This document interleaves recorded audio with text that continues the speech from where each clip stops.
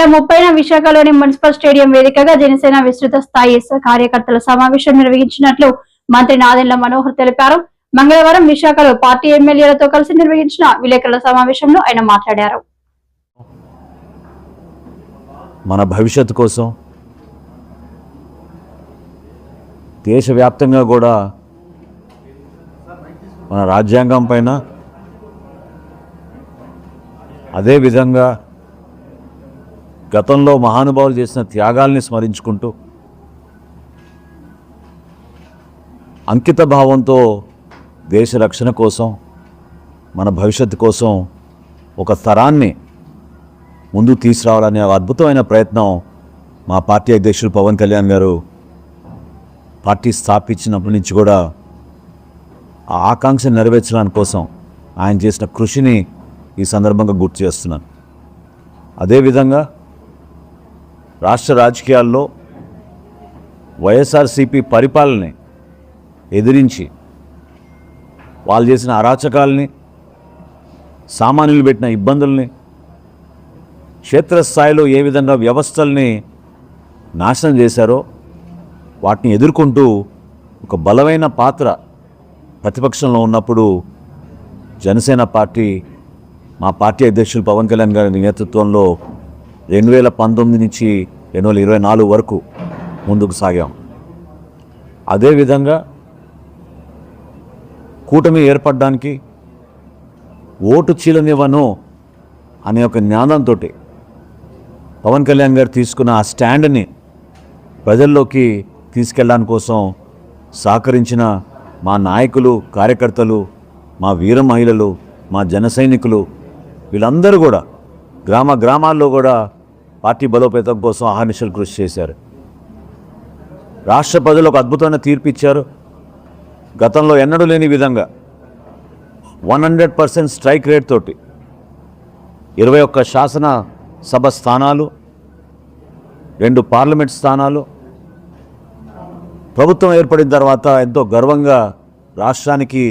ఉప ముఖ్యమంత్రిగా పవన్ కళ్యాణ్ గారు ప్రజలకి చేస్తున్న సేవలు మీరందరూ కూడా చూస్తూనే వచ్చారు.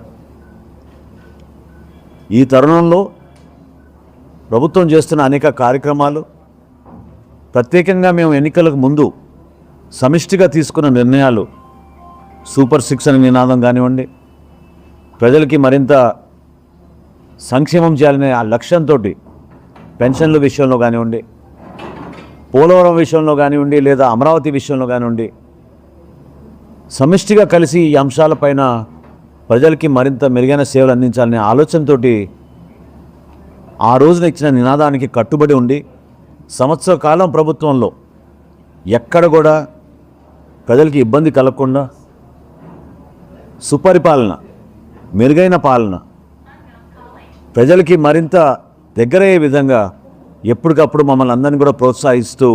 మా పార్టీ అధ్యక్షులు పవన్ కళ్యాణ్ గారు మమ్మల్ని అందరినీ ముందుకు తీసుకెళ్తూ ఉన్నారు. ఈ తరుణంలో పిఠాపురంలో 12వ ఆవిర్భావ దినోత్సవం సందర్భంగా ఒక బహిరంగ సభ ఏర్పాటు చేసుకుని రాష్ట్ర రాజకీయాల్లో, వర్తమాన రాజకీయాల్లో జరుగుతున్న పరిణామాలు, భవిష్యత్తులో ఏ విధంగా కలిసి ముందుకెళ్దాం అనే దానిపైన చాలా అద్భుతంగా చాలామంది దాంట్లో పాల్గొని కార్యక్రమాన్ని విజయవంతం చేశారు.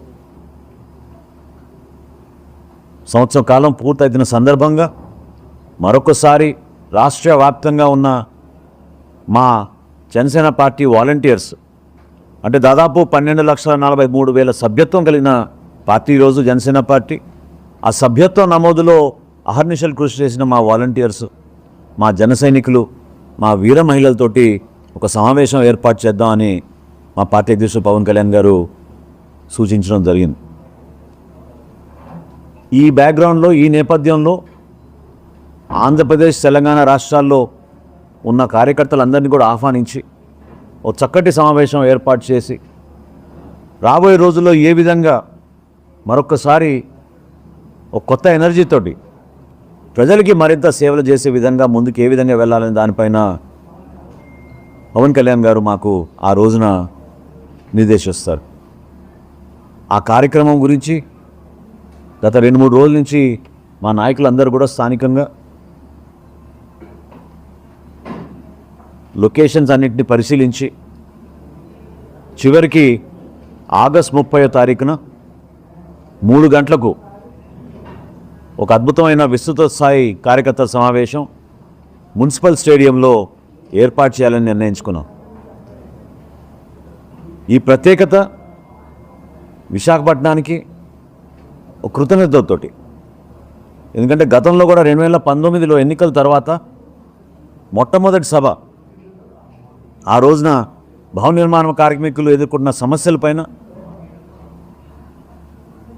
కృత్రిమంగా సృష్టించిన ఇసుక కొరతపైన, లక్షల ప్రజలు ఏ విధంగా ఇబ్బంది పడుతున్నారో వాటిపైన ఒక అద్భుతమైన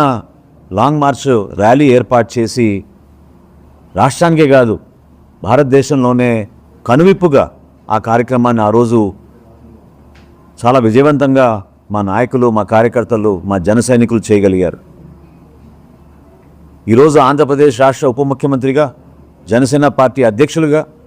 పవన్ కళ్యాణ్ గారి సారథ్యంలో ఈ సమావేశం ఆగస్ట్ 30వ తారీఖున 3 గంటలకు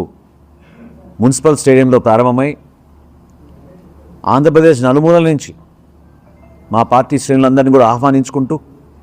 తెలంగాణ రాష్ట్రం నుంచి కూడా ఎవరైతే పార్టీ కోసం, బలోపేతం కోసం ఇన్ని సంవత్సరాల నుంచి పవన్ కళ్యాణ్ గారితో ప్రయాణం చేసిన మా నాయకులందరినీ కూడా ఈ కార్యక్రమానికి ఆహ్వానించి ఒక అద్భుతమైన కార్యక్రమం చేపట్టబోతున్నాం. దీనికి సంబంధించిన 12 కమిటీలు, ఆ కమిటీలో మా గౌరవ శాసనసభ్యులు, వివిధ కార్పొరేషన్లకి చైర్మన్లు, సీనియర్ నాయకులు అందరూ కూడా సారథ్యం వహించి రాబోయే రోజుల్లో